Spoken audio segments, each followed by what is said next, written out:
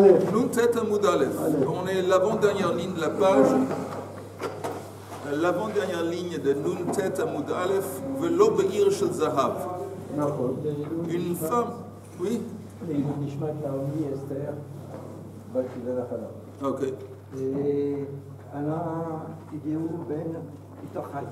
Ok. Aussi le Refoua Shlema au Mira. L'Habdi, le Refoua Shlema au Mira de Raphaël Isha Eliyahu Ben Roni. David Ben Chana, et Yochai Tzemach Ben Natali, et Michal Ben Ziona, ensemble avec tous les malades d'Israël. Ok. On a dit dans la Mishnah qu'une femme ne peut pas sortir dehors dans un truc qui s'appelle la ville de Yerushalayim. C'est pas pratique de sortir en portant la ville de Yerushalayim. Et c'est quoi Ir Shel Zahav? Rabba Bar Bar Chana Amar Rabbi Yochanan Yerushalayim Dahava.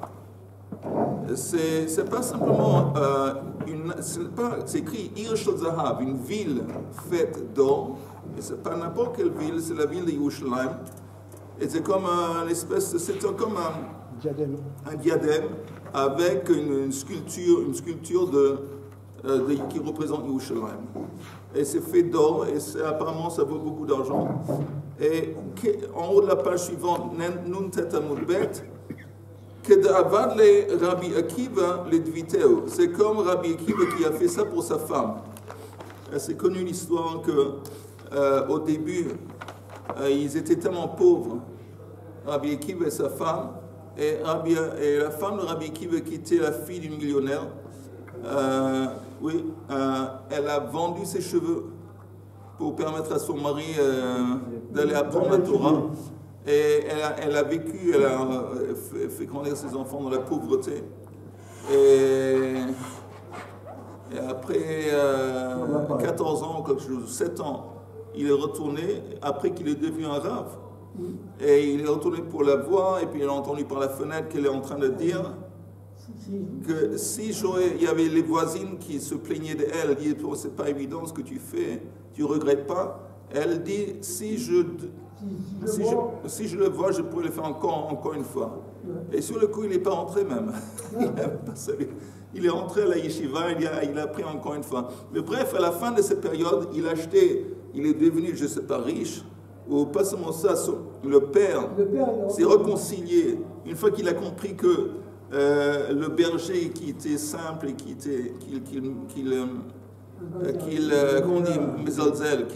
dénigrait, qu'il méprisait, ce berger simple est devenu le fameux Rabbi Akiva. Il s'est réconcilié et bien sûr il a commencé à aider. Ils ont eu de l'argent et à la fin de leur vie, Rabbi Akiva a acheté ce bijou très précieux pour sa femme. Ça s'appelle Yerushalayim Shel Zahav. Quels sont les enfants de Rabbi Akiva? Je ne sais pas. En fait, ils n'ont pas eu aucun... C'est vrai. Aucune importance, non, c'est une question... Non, je ne sais pas. Je sais pas. Est-ce qu'il a eu des enfants, non? Oui. Que d'avant, mais c'est une bonne question. Mais avant, apparemment, ils ont eu des enfants avant qu'il a quitté la maison. Que d'avant, le Rabbi Akiva le Dviteo. Tanu Rabbanan. Lo tzeitze isha be'ir shel zahav. Ve'im yatzta chayavet chatat. Divrei Rabbi Meir. Tu fais partie de notre, Richard? Non, je veux juste savoir. Non, bon, ok. Excusez-moi. Non, tu peux.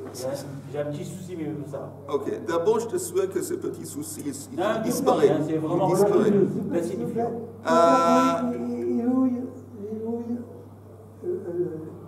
Chaim Ben Léa.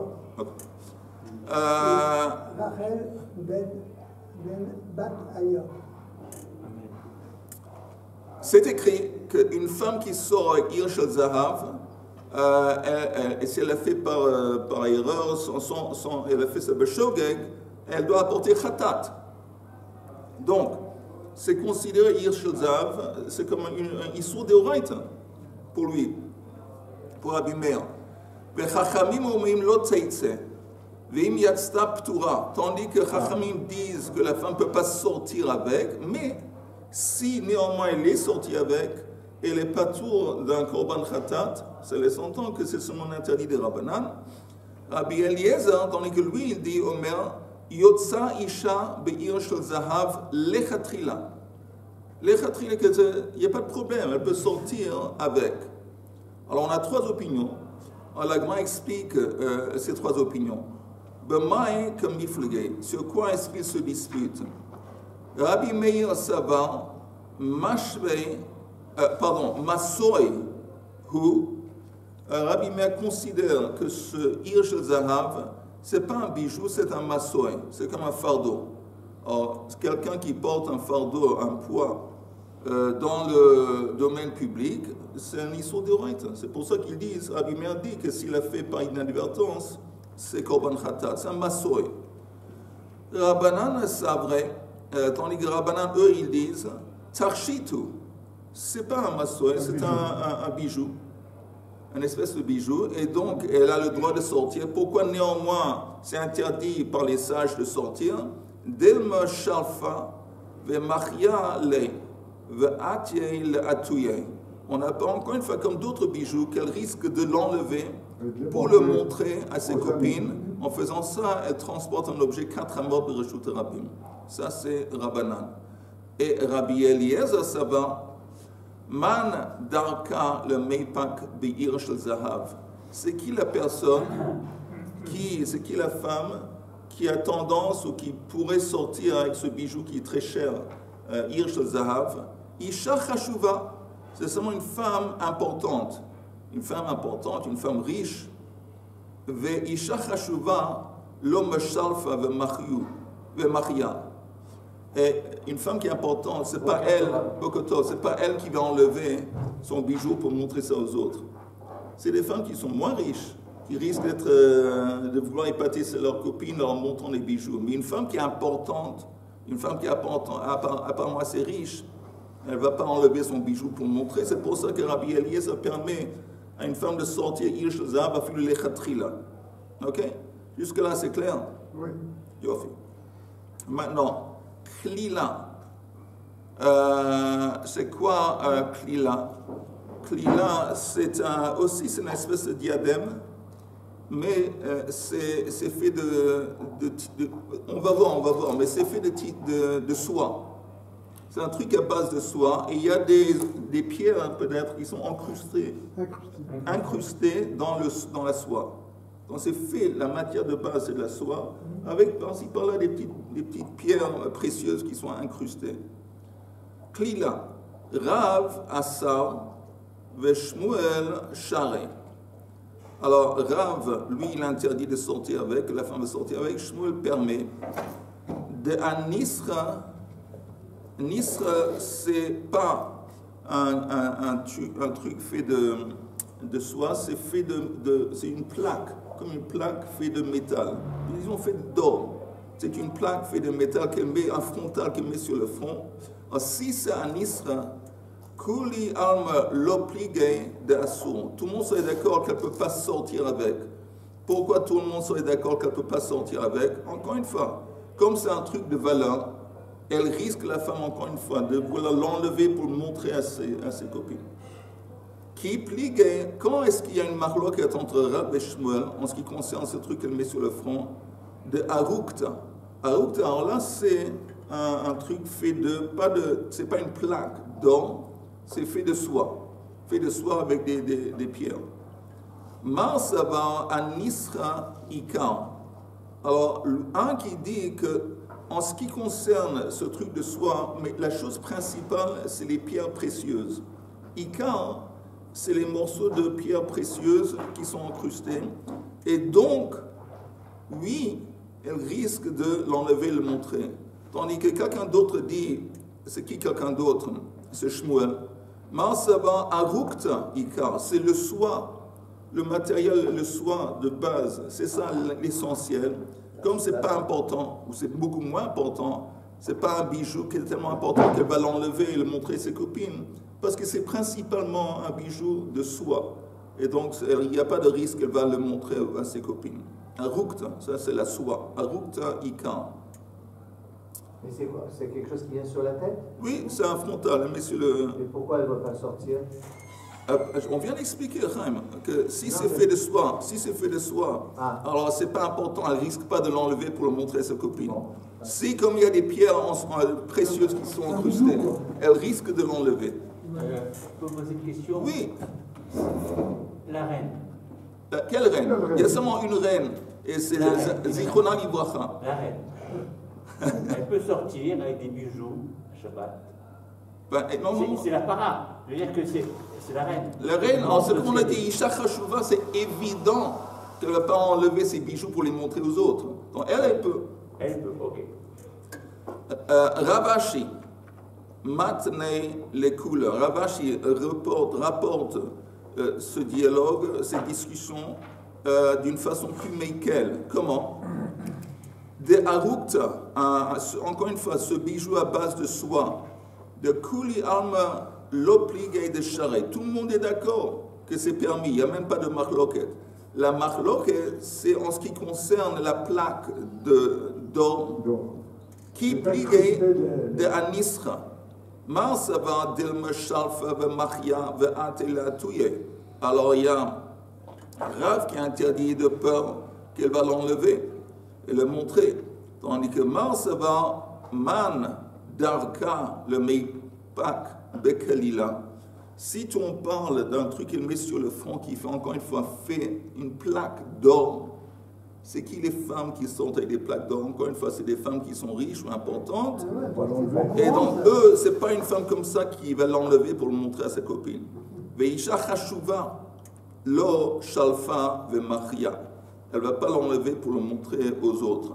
Mais oui. Une femme normale, si elle est le truc, il est sur le. C'est pas la peine qu'elle l'enlève. Voilà, il est là. C'est pas la peine qu'elle ne va pas l'enlever.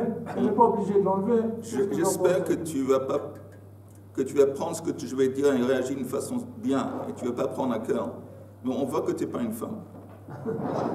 Parce qu'une femme, elle veut voir ça de près. Elle veut voir ça de près. Tu sais, dans l'or, quelquefois, il y a le numéro pour voir quelle est la concentration d'or. Et il y a des numéros, tout ça. On veut revoir ça de près, l'inspecter de tous les côtés. Il faut l'essayer. Il y a des femmes qui vont nous demander de l'essayer. La copine aimerait bien essayer. Exactement. Tu as entendu ce que si on a dit. Il y a aussi des fois que sa copine dit, laisse-moi l'essayer de voir sur mon front si ça me va. Et peut-être je vais essayer de convaincre mon mari de l'acheter. Elle va dire, il a trouvé sa place. Bon. Amarle. Rav Shmuel Bar Chana, le Rav Yosef. Befirouche Amar Talan. Rav Yosef, c'est quelqu'un qui, plus tard dans sa vie, a oublié. Il a comme ça oublié son limoud. Et donc, ses talmidim lui rappelaient, tu sais, Rav Yosef, tu nous as enseigné tel et tel. Alors voilà, ça c'est un cas ici. Que Amar le Rav Shmuel Bar Chana, le Rav Yosef. Befirouche Amar Talan. Je me rappelle que tu nous as dit explicitement au nom de Mishmei de Rav, Klila Share, que ce frontal, ce truc qu'on mettait sur le front, c'est permis. Amroule le Rav, Ata Gavra Rabba Aricha le Nehader, ou Mitla. Okay. On a dit à Rav, Gavra Rabbi, il y a un personnage important, Gavra Rabba, qui est haut de taille, Aricha. Il arrivait dans la ville de Nehader, il vient apparemment d'Israël, de terre d'Israël. Matla, il est boiteux, il boite. Vedarash Klila Share, et il a enseigné que ce fameux bijou que les femmes mettaient sur le front, c'est permis de sortir avec. Alors maintenant, en parenthèse, on demande qui c'est ce monsieur, qui c'est ce sage. Amar Man Gavra Rabba Aricha de Hitla. Et la réponse est Lévi. Maintenant, pourquoi Lévi? Le pauvre, il était boiteux. Parce qu'une fois, c'est écrit dans la Gemara, il voulait montrer aux autres quel est un truc qu'on s'appelle Kida. Il y a plusieurs façons différentes de se prosterner. Il y a Hishtachavaya. Hishtachavaya, c'est quand on se met comme dans le temple, quand on entendait le nom d'Akadosh Baruch Hu, tout le monde se mettait à plat sur le sol, étendu sur le sol, comme ça c'est Ishtabaya. Il y avait aussi... Non, pas comme pour Kippour. Aujourd'hui, on ne fait pas ça Yom Kippour. On fait ça ici. Non. Même ici, je suis prêt à parier que vous ne faites pas ça. De quoi, qu'on se postère? Non, à plat. Les mains allongées à plat. Ah, à plat. Mais pas sur les genoux. Non, à plat, j'ai dit. À plat. Maintenant, il y a une deuxième chose qui s'appelle sur les genoux, s'agenouiller. Ok, les gens qui se mettent sur les genoux. C'est ce qu'on fait, voilà. Et nous aussi, bizarrement, on fait ça aussi Yom Kippour. Et à Rosh Hashanah. Oui, Rosh Hashanah une fois aussi. Et il y a Kida. Kida, c'est que le monsieur, il est debout. Mais à partir de son torseau, il penche son torseau et sa tête, disons, ça dépend à quel point il est souple. Il a fait du yoga, mais sa tête peut arriver jusqu'au genou. Ok. Alors, apparemment, Lévi a voulu démontrer Kida à quelqu'un et ça a mal tourné. Et il est devenu, il a eu un accident. À partir de ça, il est devenu boiteux. C'est pas rigolo, je ne vais pas du tout rire, mais il est devenu boiteux. Maintenant, il faut savoir que Lévi, ça c'était la raison technique, c'était l'accident, c'était ça. Mais je ne me rappelle pas, il y avait une autre raison plus profonde pourquoi il a été puni. Et je ne me rappelle pas de la raison, mais il avait fait quelque chose de plus grave, et ça c'était le prétexte, disons, cet exercice pour... Oui. De toute façon, c'est Lévi. Maintenant, tout ça c'est en parenthèse. Vous voyez, après le mot Lévi, Shma Mina, si c'est Lévi, on peut apprendre de ça, Nafshe de Rabbi Afes, que le fameux Rabbi Afes, c'est un rave important qui habitait en terre d'Israël, apparemment il est décédé. Veyativ Rabbi Hanina Bereisha. Et Rabbi Hanina, c'est lui qui a pris la place de Rabbi Afes, et il est devenu apparemment Bereish, le Rosh Yeshiva. Et Rabbi Hanina, avant qu'il est devenu Rosh Yeshiva, c'était la Chevouta de Lévi. Velo Havale, Inish le Lévi, le Meitav Gabé. Donc il n'y avait plus personne qui pouvait s'asseoir avec Lévi, apprendre avec lui, il n'y avait plus de Chevouta. Et donc, il a décidé qu'il quitte Israël et il va en Babel pour trouver une révoute, pour enseigner, je ne sais pas quoi. Il ne pouvait pas enseigner Lévi en Israël parce qu'il était soumis, disons, à l'autorité de Rabbi Hanina qui était devenu Rosh Yeshiva.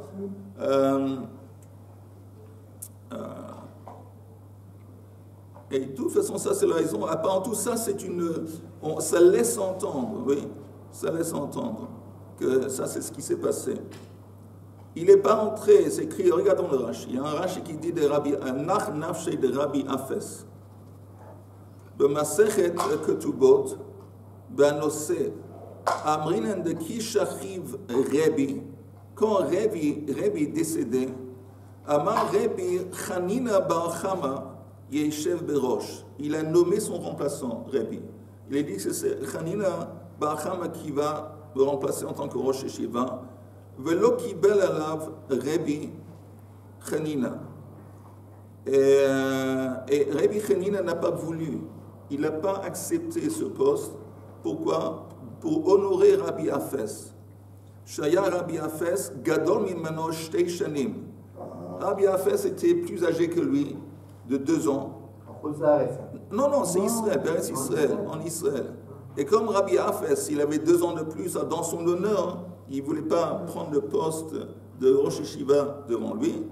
Veyativ Rabbi Afes Bereish. Et donc, c'est Rabbi Afes qui a pris le poste de Rosh Yeshiva. Mais comme en fin de compte, Rabbi Hanina était un rab plus important que Rabbi Afes, l'onichnas le Beit Midrasho, il n'a pas rentré dans le Beit Midrash, parce que quelqu'un qui rentre en Beit Midrash, où Rabbi Afes et Rosh Yeshiva, on se soumet tout à ses décisions. Il s'est senti, bon, je suis prêt à céder le poste de Rosh Yeshiva pour Rabbi Afes, mais ça ne veut pas dire que je suis prêt à me soumettre à ces décisions et tout ça. C'est comme un talmid, ça non. Voyons, Yoshev Bechutz. Et il s'asseyait en dehors du Beit Midrash, Rabbi Hanina. Ou Meshum Kvodo, et dans l'honneur de Rabbi Hanina, Yashav lo Levi etzlo. Et Levi, donc, dans l'honneur de Rabbi Hanina, il s'asseyait avec lui et ils apprenaient ensemble en dehors du Beit Midrash. Tout ça, c'est très compliqué. Mais de toute façon, alors après, quand Rabbi Afes est décédé, alors là, Rabbi Hanina a pris sa place. Et là, Levi s'est retrouvé sans Chevouta, il a quitté, il est venu en Babel. Regardez le prochain Rashi. Il est venu ici. Shelo haya Rabbi Hanina gadol imeno, lo betorah velo beshanim, velo nikaf le Levi vebalekan. Parce que aussi Rabbi Hanina, il n'était pas plus grand que Levi, ni dans les connaissances de la Torah, et ni dans l'âge. Et donc Levi n'était pas prêt à se soumettre à l'autorité de Rabbi Hanina. Et donc, pour ne pas faire un balagan, lui, il a quitté Israël, il est venu en Babel. Ok? En Babel, Lévi, oui. Il ne voulait pas, encore une fois, il voulait éviter à tout prix des disputes ou de porter atteinte à l'honneur de Rabbi Hanina. Encore une fois, il s'est senti. Moi je ne vais pas me libatel pour en face de Rabbi Hanina, et donc il a quitté. Alors. Tout ça, c'est des histoires d'ego. Chas v'shalom! C'est quoi alors? C'est des histoires de sensibilité à l'honneur de l'autrui. D'être sensible à l'autre. C'est tout à fait le contraire. Tout à fait le contraire. D'abord, Rabbi Hanina lui-même, il a été désigné que le remplaçant de Rabbi. Et lui, il a cédé le poste à cause de l'honneur de Rabbi Afes. Il dit, bon, il est plus vieux que moi, seulement 2 ans, c'est bien. Mais au niveau de l'étude, au niveau de ça, il ne va pas se soumettre à son autorité parce qu'il est à un niveau plus élevé. Et c'est assez dur. Après, Lévi a pris avec lui. Dans l'honneur de Rabbi Hanina, qui ne veut pas être seul, Lévi a pris avec lui. Après, quand lui, il est devenu, il dit, bon, lui, il est devenu Rosh Hashiva, mais moi, je ne suis pas aucunement inférieur à Shemes Vassou. Alors voilà. Je pense que c'est surtout. La ville, c'est le pays. Le reste Israël, c'est pas le pays. Vous parlez de l'aspect sioniste. Non, pas sioniste, c'est une histoire de la Torah que je vous parlais de. Non, il allait pour une période, il allait en vacances comme ça. Il a passé quelques années de vacances en Babel. C'est pas Nirila. Non. Hein? On est à la page Nun Tet Amud Bet. De toute façon, si c'est Lévi qui arrive, on présume que je répète dans les mots, pour être sûr qu'on n'a pas perdu le flou.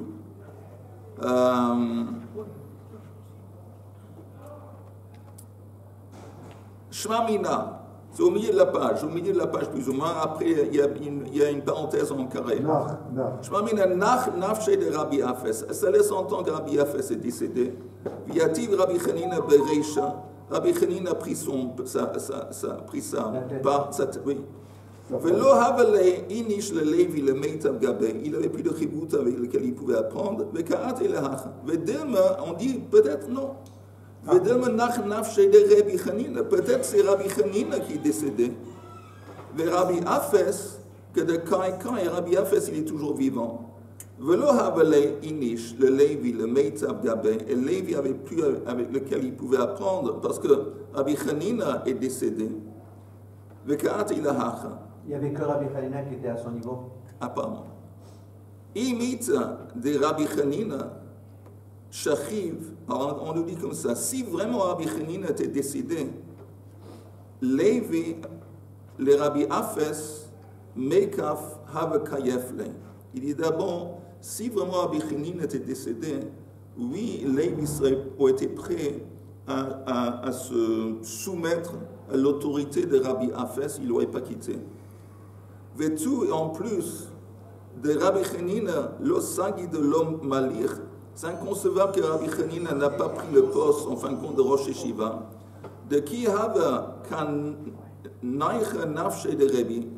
Quand Rabbi est décédé, il a dit, il a déclaré, Amar Chanina Rabbi Chama Yativ Berosh.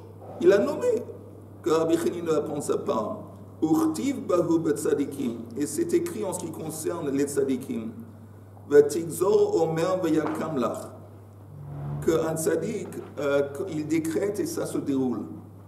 Si Rabbi a dit, c'est comme un décret d'en haut, il a décrété que le Rabbi Chanina prend sa place, c'est inconcevable qu'il n'ait pas pris sa place. Je comprends que c'est à chaque fois de dire qu'il y a un avis et un autre avis. C'est-à-dire qu'il y a une façon de voir et une autre façon de voir, ça je comprends. Ouais. Mais là c'est un manque d'information. Je vais te dire, le problème. Le Rav est décédé. Oui, tu as tout à fait raison, mais le problème est suivant. À l'époque, c'est difficile à concevoir, ils n'avaient ni téléphone, ni portable, ni chose. Alors ils ne savaient pas. Il y a Lévi qui arrive, qui débarque, ils ne savaient pas. Qu'est-ce que ça veut dire que Lévi arrive? Où? Ça veut dire où ça? Où ça? Donc ils se disaient, où ça c'est le scénario, où ça c'est le scénario. Ils ne savaient pas. Pourquoi on n'a pas demandé? Par délicatesse. C'est un peu de la chenara, non ça? Du coup, tu supposais qu'il... D'abord, lui, il dit, Egol, toi tu dis la chenara, qu'est-ce qui se passe aujourd'hui? Tu supposais qu'il est mort parce que... il étudiait avec Lévi, que Lévi est venu parce qu'il n'y avait plus personne, et peut-être que, voilà, que quand il était âgé de 2 ans de plus, c'est lui qui a été... C'est un peu de parler pour... non? Moi, je ne vois pas de la chenara. Je ne sais pas, peut-être. Moi, je ne vois pas. Mais de toute façon, c'est pour ça, on se dit pourquoi, comment déchiffrer, Décrypter. Hein?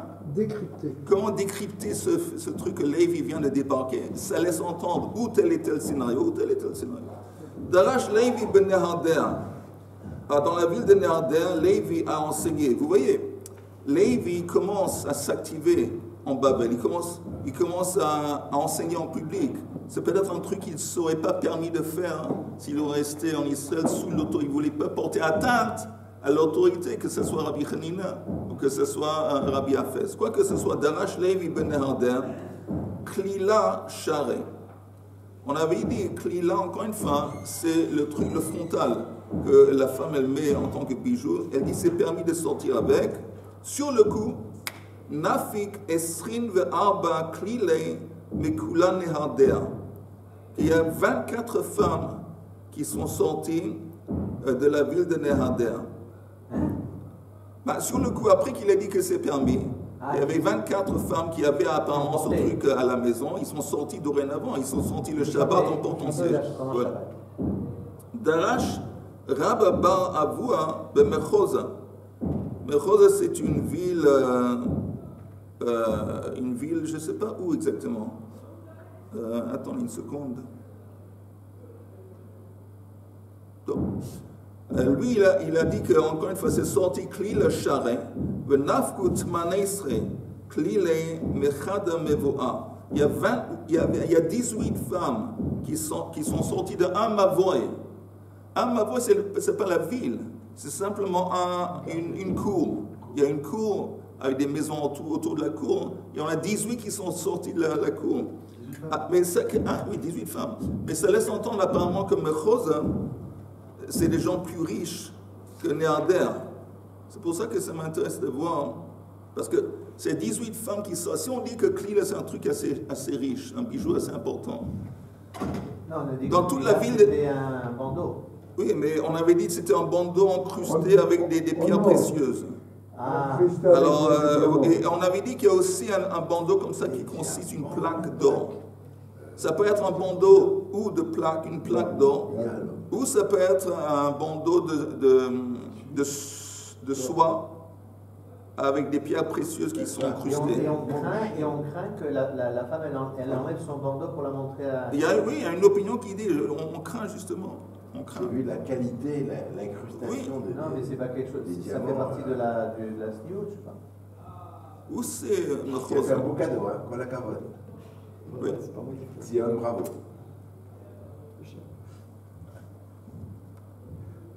C'est tout à ton honneur. Il va faire un beau cadeau. Hein. Je ne sais pas où c'est Mechosa. On va continuer. Amar Rabbi Yehuda Amar Rav Shmuel. Kamra Share. C'est permis de sortir avec un kamra. c'est quoi Kamra? C'est une espèce de ceinture. Une espèce de, c'est pas une caméra, c'est une espèce de ceinture. Kamra Share. Et que de Arukta, il y a ceux qui disent que cette ceinture, elle est faite de Arukta. Regardez le Rashi. Arukta, encore une fois, c'est un truc, encore une fois, de soie. Une ceinture de soie incrustée avec des pierres précieuses. Il y a ceux qui disent que non. C'est comme un talit muzevet, c'est une espèce d'habit que les gens portaient avec des fils qui consistent de fils d'or dorés, aussi avec incrusté des petites pierres.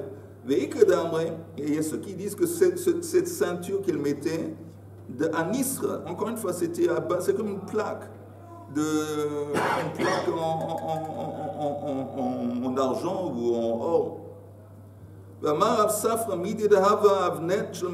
Comme porter les rois. Les rois, ils portaient quelquefois. Kamra, c'est quoi? Kamra, alors justement, encore une fois. Kamra, c'est une ceinture. D'accord. Maintenant, cette ceinture, elle peut être, encore une fois, comme on a dit d'Akli, là, ça peut être ou un truc à base de soie, ou un truc à base de métal. Un métal comme de l'argent ou de l'or, disons de l'or. D'accord. Et c'est quoi des Arokta? Arokta, c'est la soie, à base de soie. Ah, c'est ça la soie? Oui. Amar les Ravina les Ravashi Kamra, il avait Hemiana Mai. Une des raisons pour laquelle on permettait de sortir avec ces ceintures, parce qu'elle ne va pas enlever la ceinture pour montrer la ceinture à quelqu'un d'autre, parce que si elle le fait, elle a, je ne sais pas, c'est la ceinture elle a une espèce de pantalon sous la robe. Et ça risque de faire tomber son pantalon en public. Elle ne va pas défaire sa ceinture. C'est une des raisons pour lesquelles on lui permet de sortir la ceinture, parce qu'il n'y a pas de risque qu'elle va commencer à le montrer aux autres. Un talit, c'est une plaque. Non, talit, c'est un beged. Ah, c'est un vêtement? Un vêtement doré.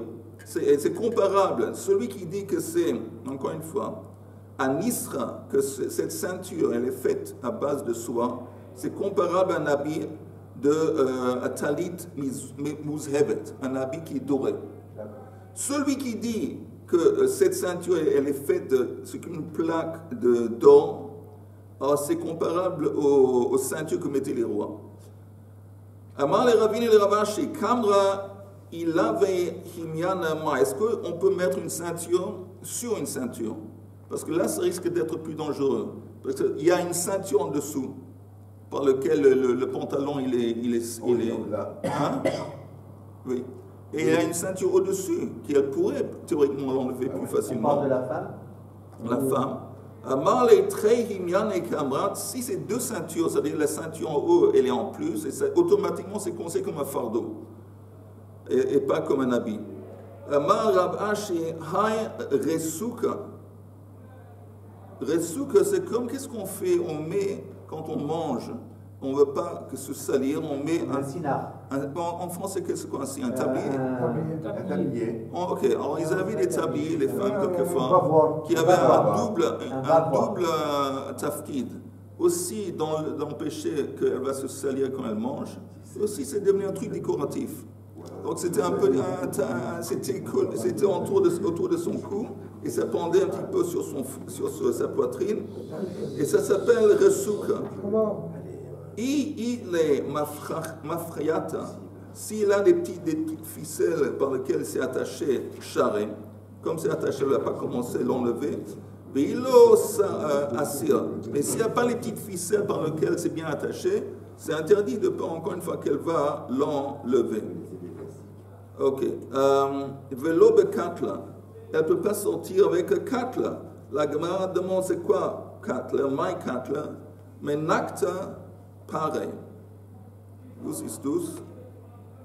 Regardez le Rashi. Menakta, pareil, c'est plus en bas dans le Rashi. Moshtin. Les grandes lignes, là, s'il vous plaît. Pardon? C'est les grandes lignes? C'est les petites lignes de Rashi avant le début des grandes lignes du Rashi. D'accord. Menakta, pareil. Mostanitza. Vehu beged sheyesh lo shnatzim, kein michnasayim. הוא מכנסת בו רצועה רחבה וקושרת סביב צווארה והבגד תלוי על ליבה והוא חשוב ומצויר בזהב ויש מפרשים כמין חצי עיגול עשוי כמין כלבוס אוחזת בו מפתחי חלוקה והפגם בולע צווארה והוא של זהב. Encore une fois, c'est un truc qu'elle met autour de son cou, une espèce de bijou, et on demande est-ce que c'est permis de sortir avec.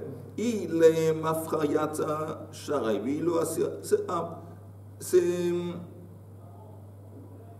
Pardon, on est bekatla, oui. J'ai perdu le fil.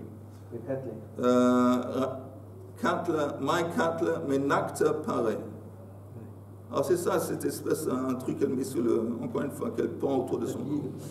Nezamim. Katla, c'est, on a dit que c'était Rasuka qui pend autour de son cou. Oui, mais encore un truc qu'elle met. Tu sais, il n'y a pas de limite de choses que les femmes mettent autour de leur cou. Mais la Katla, c'est pas comme un C. Le sinan, c'est le camera. Et l'autre truc, camera. Camera, on a dit la ceinture, je suis plus. Camera, on a dit la ceinture. Camera, tu dis la ceinture oui, tout à l'heure. C'est une autre espèce de ceinture. C'est une ceinture, c'est une espèce de ceinture. Là, c'est plus une ceinture, un bavoir, c'est pas une ceinture. Le bavoir, c'est le Rasuka. Oui, ça c'est le bavoir. Et le tablier. C'est pas Katla. Maintenant, Katla, c'est un truc, une ceinture aussi. Une ceinture qui est assez haute. C'est pas une ceinture comme nous on met autour du pantalon. C'est un grand truc comme quelquefois il y a des images de Kohanim qui avaient un truc autour. La ceinture elle a l'air très... Ah, c'est une grande bande. Une grande bande, exactement. Ça c'est Rasuka. Katla. Voilà. Ok, maintenant on va parler de Nezamim. Nezamim, Nizmeyaaf, c'est des boucles qu'on met dans le nez. Velo betabat she'en alea chotam. Elle ne peut pas sortir dehors avec une bague qui n'a pas un chotam. Chotam, c'est un sceau pour signer. Alors, c'est écrit là, par le droit de sortir, mais ça laisse entendre que si elle sort, ça laisse entendre, ce n'est pas un issour d'Oraita, parce qu'il n'y a pas de sceau. S'il y avait un sceau, ce serait une interdiction d'Oraita, parce que ce n'est pas considéré comme un bijou, c'est considéré comme un fardeau, un massoy. Mais la Gemara dit, on déduit, yesh alea chotam, chayebet. S'il y avait un sceau qui était attaché à la bague, ce serait un interdit de la Torah, ce serait un chilul Shabbat.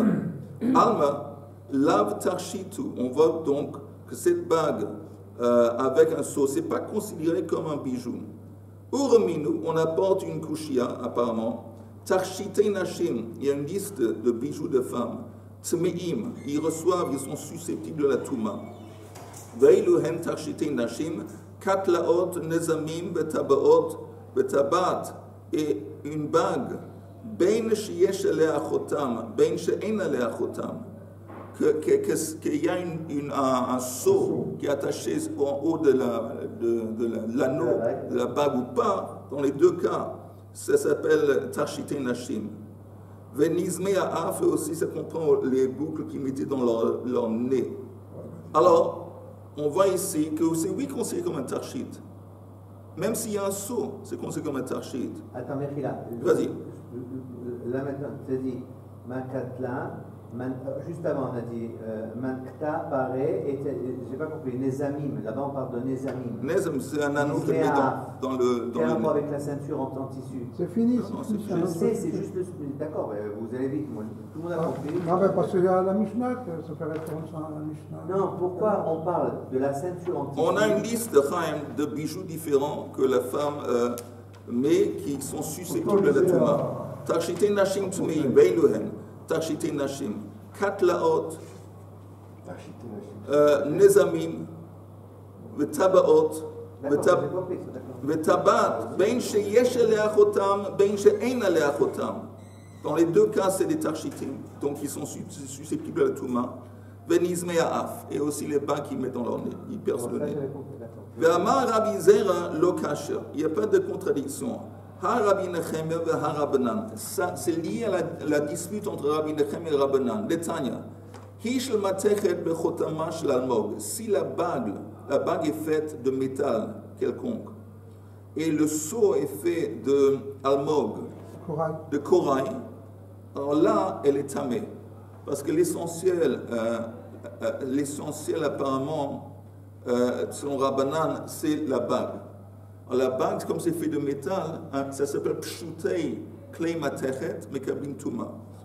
Mais si c'était l'inverse, que la bague était faite de corail et le seau il est fait de métal, donc l'essentiel c'est la bague. Et la bague maintenant c'est fait de corail. Le corail, ça s'appelle pshutei klei etz. L'homme est touma, c'est un truc de bois, c'est comme du bois, le corail, ça ne reçoit pas la touma. Shel almog, si la bague était faite de corail, vechotama shel matechet, et le seau était fait de métal, tehora, parce qu'encore une fois, l'essentiel selon Rabbanan, c'est la bague. C'est un keli. Pardon? Ça devient un keli à part entière. Oui, mais maintenant on parle de la capacité de recevoir la touma. Maintenant, la capacité de recevoir la touma, la bague elle-même, ce n'est pas un récipient. La bague creux, c'est pas un récipient. Ça s'appelle pshutei. Et on a une loi qui dit pshutei klei etz, lo mekablim touma.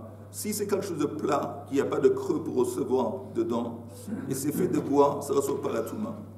Alors, si tu me dis que la bague, c'est fait de corail, c'est pshutei klei etz, alors ça ne reçoit pas la touma. Peut-être qu'au-dessus, il y a Au-dessus, il y a le seau qui est fait de métal quelconque. Mais le seau, il peut contenir de l'eau. Non, le seau, non. Mais lui, il dit, Rabbanan, eux, ils disent que l'essentiel, c'est la bague. Et le seau, il est secondaire. Donc, ça dépend du matériel donc, la bague, ça dépend du matériel de la bague. Ça, c'est pour définir si on a le droit de sortir avec. Non.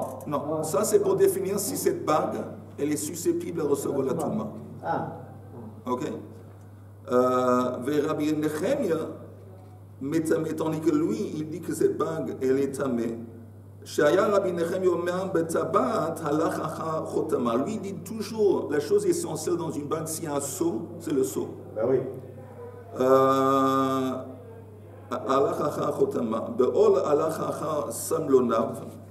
Quand on parle de vaches qui tirent dans un champ qui laboure, il tire un socle. Alors, il mettait autour, il y avait comme un carré dans lequel on mettait le cou de la vache, un joug. Et salmonav, c'est les deux barres, les deux côtés du cou de l'animal, du bœuf. Bekolav, c'est quoi kolav? La page suivante. Halachacha masmerota, va selon les clous. C'est quoi kolav? Kolav, c'est un marchand. Pour montrer les choses qu'ils vendent, sa marchandise, ils mettaient ça, ils affichaient ça, ils pendaient ça sur un cintre. Hein? Kolav, c'est un cintre. Oui, mais ici, ce n'est pas un cintre, c'est comme une plaque de bois et sur laquelle il y avait affiché des morceaux de choses qui vendaient sa marchandise. Et ce morceau de bois, il était figé, collé au mur avec des clous. Mais sous l'âme, tu vas après les barreaux qui sont dans l'échelle. L'échelle consiste de barreaux. Mais je vais vous dire la vérité. Je vais te dire. Oui, j'ai compris que tu n'étais pas excité par le sujet. Non, c'est shalom. C'est très excitant, mais on va reprendre ça. Dans le bas de la page, Nuntet Amoudbet, on reprend ça. Maintenant, j'ai deux annonces importantes à vous annoncer. Un, que demain, il n'y a pas de chiot. Oh là là là. Arrête. Demain, il n'y a pas de chiot. Et deux, dimanche, bien sûr, il n'y a pas de chiot. Je ne sais pas si lundi, il va y avoir un chiot ou pas, mais demain, il n'y a pas de chiot. Et vous êtes tous invités, si vous avez le temps, dimanche, si vous voulez venir et boire un petit coup ensemble, et peut-être un petit Dvar Torah, sur Purim. Quand vous voulez, vous me dites avant, à peu près, quand vous pensez venir. Si vous voulez venir, vous êtes tous les bienvenus. Je suis en bas, en face du Shtiblar. Je serais ravi de vous voir. Et si vous voulez, vous ne pouvez pas, vous ne pouvez pas. Ok. Et c'est à peu près 23 minutes de marche d'ici. Je sais parce que je le fais chaque jour. 23, 24 minutes, ça dépend de... Messieurs, bonne journée et Purim Sameach.